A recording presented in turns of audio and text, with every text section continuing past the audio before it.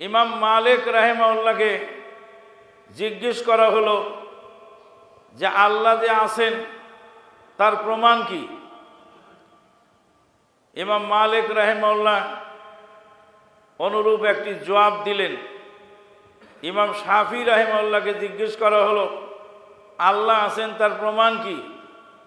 ইমাম শাফি রাহিমাহুল্লাহ বললেন যে একই গাছের পাতা, তুত গাছের পাতা পলু পোকা খেলে সেখান থেকে রেশমি সুতা বের হয়, আর সেই পাতা গরু ছাগল খেলে লেদা বের হয়, আর ওই পাতায় যদি মৌমাছি খায় তাহলে মধু বের হয়।